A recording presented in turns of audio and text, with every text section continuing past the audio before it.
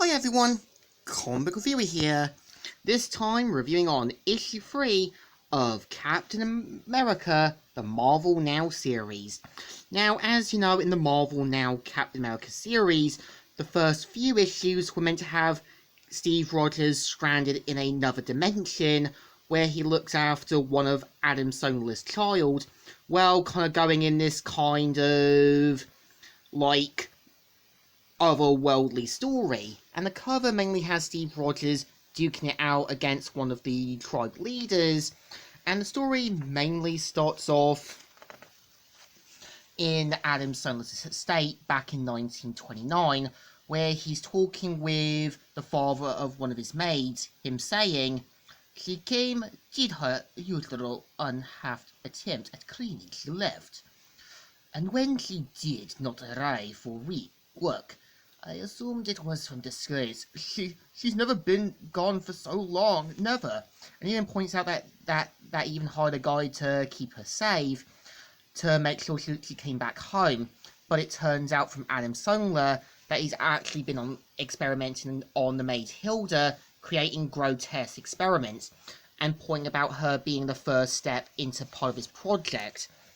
And we kind of see how, yeah, one of his experiments, he's kind of training to be his heir and successor, and even gets her to sort of wear a special prepared armor, which she mainly tries out against a whole army of Adam Sandler's forces. And we see how, yeah, Steve Rogers gets tortured, beaten to a pulp by the sort of tribe leader, and we see how, yeah, he starts beating him down. And we see how, yeah, one of them tries to kind of stop the tribal leader from going too crazy. And even thanks to Hank Pym's Universal Translator, it turns out that, yeah, they found him basically fighting Adam Sandler's monsters, and that he's basically a good guy. And also turns out, yeah, this guy knows that Steve Rogers might not be the right candidate. And turns out the guy's name is Kosh. And of course, even wants to help Steve Rogers and that get back to his home world and help stop Adam Sandler. And we see how, yeah, back in the 1930s, we see how Steve Rogers is doing his artwork, and he attracts the attention of a young girl and shows off his amazing art style, which Steve points out is that his grandfather taught him how to draw. And we see how it seems like Steve's finally might have gotten the girl, until one of his friends ends up getting chased by a bunch of bullies. And this is where, yeah, we know that despite Steve being a frail kid, he is going to try to step in and make sure that, yeah, his friend doesn't get hurt. And we kind of see how, yeah, he tries to take them on, but kind of ends up getting beaten to a pulp. And this is where you can tell Steve did try to do the right thing, but again, sometimes you need to pick your fights carefully, even if it's going to be a losing battle. And we see how, yeah, that the girl Steve liked decides to go with the bullies, and this is where we kind of see how Steve feels a little betrayed. And we see how his friend says, "And then, when she left with him, whoa, that's a mug pop in your mug, Rogers. I mean, ouch. Don't you ouch me, Wolf. It happened because of you."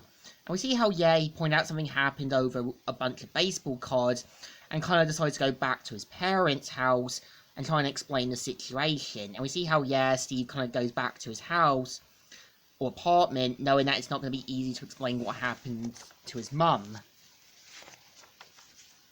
And we see how, yeah, Steve Rogers is pretty much still keeping himself busy with artwork and that.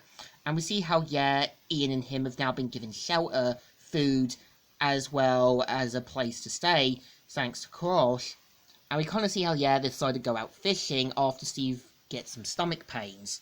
So we kind of see how, yeah, Kosh kind of explains that due to Solar cutting off food supplies and that, other tribes have now died or gone extinct. And we kind of see how Steve points out that, yeah, this can't go on forever, they need to do something. And we see how, yeah, that the tribe leader shows up again and then tries to take on Kosh. And you can tell he realizes that, yeah, the leader is pretty much a tyrant. And we see him basically giving him a mercy kill, and Steve pretty much blaming himself, knowing that, yeah, he's going too far now and that he needs to take him down.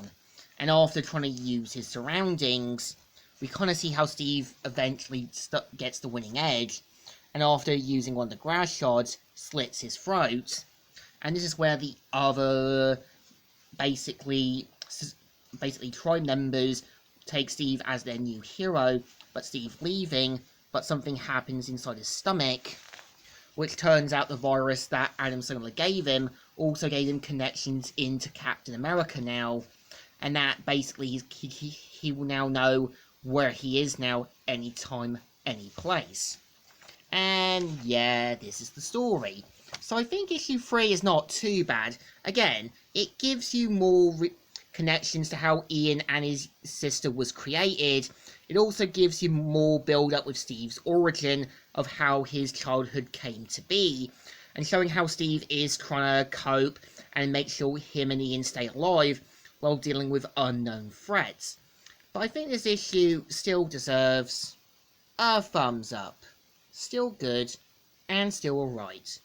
So, Comic Reviewer here, signing out.